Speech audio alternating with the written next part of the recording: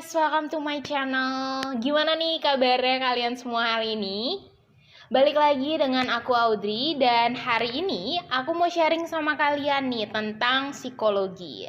Tepatnya tentang 7 macam mitos anak-anak psikologi. Pertama, anak psikologi itu bisa baca pikiran. Emang bener ya, anak psikologi itu bisa baca pikiran? Jawabannya adalah teret, salah. Anak psikologi itu tidak bisa membaca pikiran. Jadi kalau misalnya kalian ketemu sama orang-orang atau anak-anak psikologi, kalian punya teman anak psikologi, kalian punya sanak saudara keluarga yang memang berkuliah di jurusan psikologi, tenang aja, pikiran kalian itu tidak akan dibaca atau diterawang. Kenapa? Karena yang kita pelajari itu adalah psikologi, yaitu ilmu tentang perilaku manusia, kehidupan manusia. Bukan ilmu telepati yang kayaknya tuh bisa kayak, oh kalian lagi mikirin mau makan apa, terus udah gitu kita langsung tahu, oh tanpa kalian harus ngomong, kita tahu kalian tuh mau makan apa. Jadi kalau misalnya sekarang nih kalian lagi mikir tentang mau makan apa, mau pergi kemana, mau main sama siapa, dan sebagainya, kalian gak usah takut karena kita gak akan rawang pikiran kalian. Yang kedua adalah anak-anak psikologi itu tahu semua istilah yang berkaitan dengan psikologi. Apakah benar? Ternyata itu semua adalah mitos. Jadi, yang namanya anak-anak psikologi memang pasti belajar dong berkaitan dengan psikologi, gitu kan, istilah-istilahnya. Yang paling kita sering dengar misalnya apa? Stres, depresi, skizofrenia, mood, emosi, ya kan? Dan masih banyak hal-hal lain, kata-kata lain, istilah-istilah lain yang berkaitan dengan psikologi. Nah, tapi kalau misalnya anak-anak psikologi itu pasti tahu semua istilah yang kalian sebutkan, yang kalian temukan yang berkaitan dengan psikologi, itu ternyata enggak.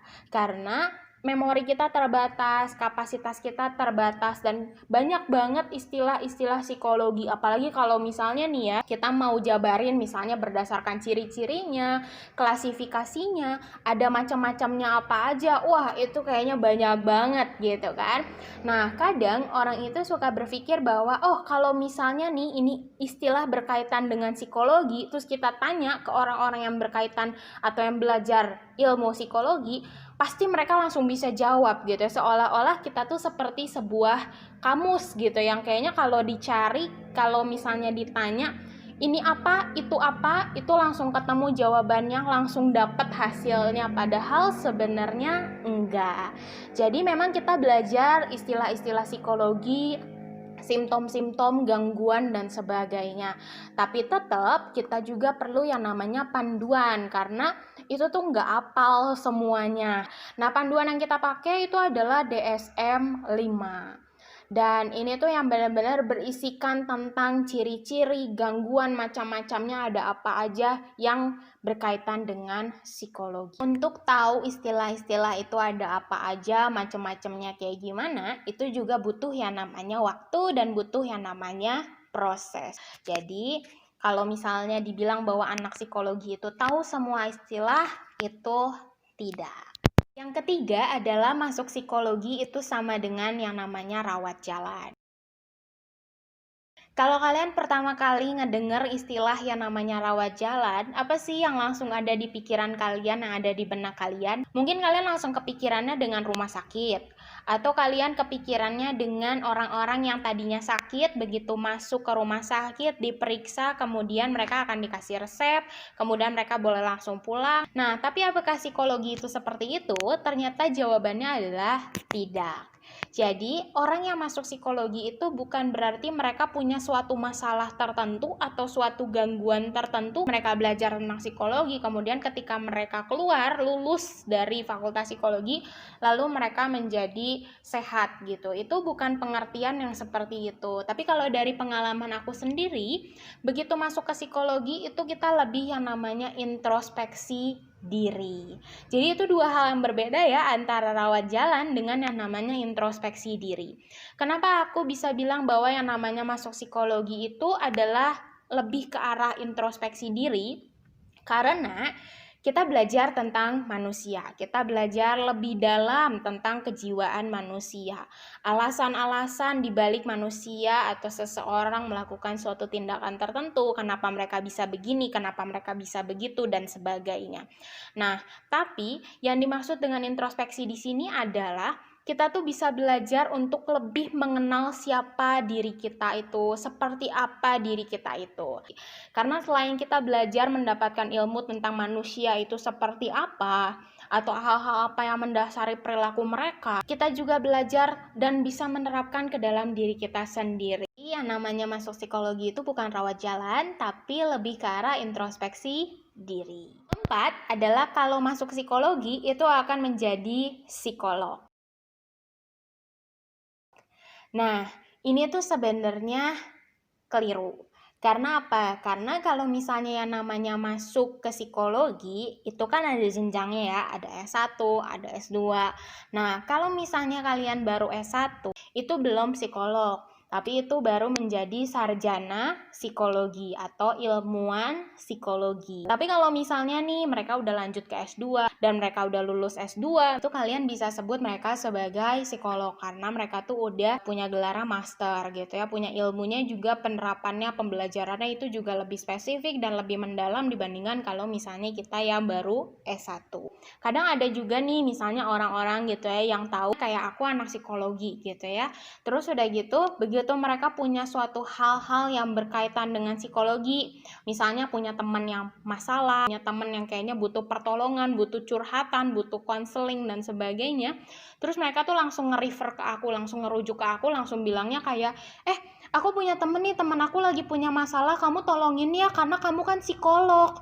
Aku tuh bukan seorang psikolog karena aku juga baru S1, jadi aku tuh masih seorang ilmuwan psikologi. Yang namanya masuk psikologi itu pasti semuanya menjadi seorang psikolog, itu belum tentu. Kelima itu adalah anak-anak psikologi sama dengan tempat curhat.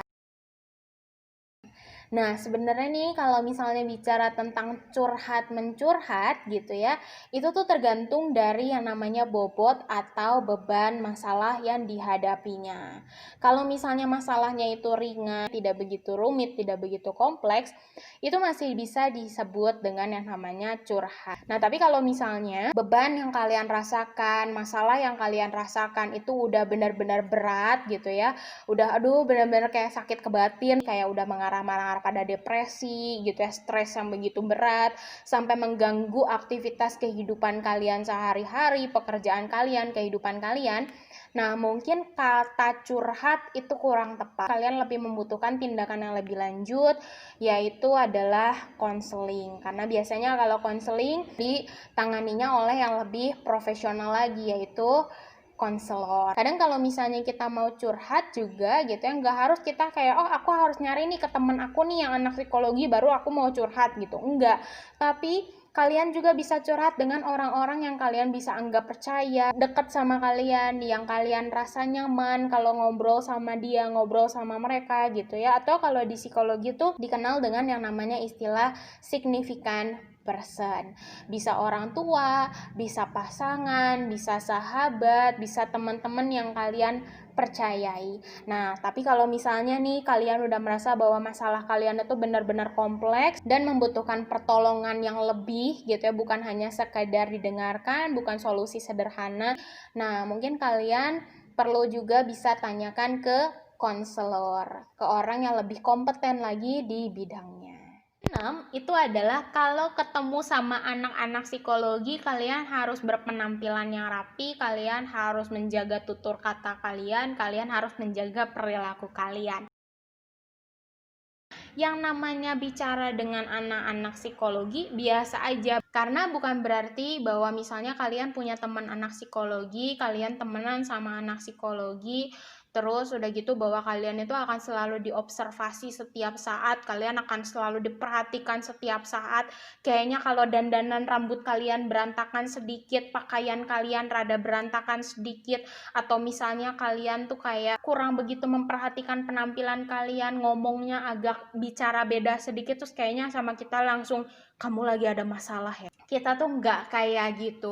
beberapa orang gitu ya yang bilang kayak, kok kamu hebat sih bisa tahu kalau misalnya aku tuh lagi punya masalah, aku tuh lagi sedih, aku tuh lagi apa. Sebenarnya itu karena kita tuh observasi, tapi observasinya juga bukan yang kayak disengaja begitu, hai kenalan, atau misalnya hai kita ketemuan, terus udah gitu kalian langsung saat itu juga, menit itu juga, detik itu juga sama kita langsung diobservasi, enggak. Cuman kalau misalnya ada sesuatu yang berbeda, ada sesuatu yang lain dari biasanya, ya nggak ada salahnya kan kalau misalnya kita nanya, loh kok kamu biasanya cerewet, sekarang kamu agak dieman, kenapa? Kamu lagi ada masalah gitu kan. Tapi kan bukan berarti sama kita kayak langsung yang, kamu lagi ada masalah ya, masalahnya apa, coba kamu ceritain ke kita apa segala macam. Enggak gitu, kita nggak seperti itu. Jadi makanya kalau misalnya kalian nih gitu ya jalan-jalan atau temenan atau misalnya kenal dengan anak-anak psikologi, biasa aja dan tetap jadilah diri kalian apa adanya, nggak usah ngerubah jadi harus lebih kaku, harus lebih diem, harus lebih begini, harus lebih begitu. Enggak, kalian tetap jadi diri kalian apa adanya.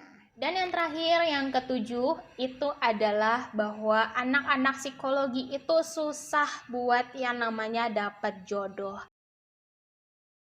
Aduh, ini tuh udah sering banget ya aku denger gitu ya, entah dari teman-teman, entah dari kenalan-kenalan gitu kan, yang mereka tuh bahkan sampai kayak waktu itu aku pernah kan, waktu kayak aku masih di semester awal kuliah, terus udah gitu tuh ada teman-teman aku gitu, cewek-cewek gitu, pada mereka tuh ngomong, aduh pokoknya nih sebelum aku lulus psikologi, aku harus udah punya pacar. Ya karena berbagai asumsi bahwa yang namanya anak psikologi itu susah buat yang namanya dapat pacar. Dari pengalaman aku dengan aku masuk psikologi, mahasiswa yang laki-laki dan yang perempuan itu memang perbandingannya cukup signifikan. Jadi kayak misalnya nih dari satu angkatan bisa berapa ribu orang atau berapa ratus orang, terus laki-lakinya tuh bisa dihitung dengan jari gitu ya, sisanya itu adalah perempuan.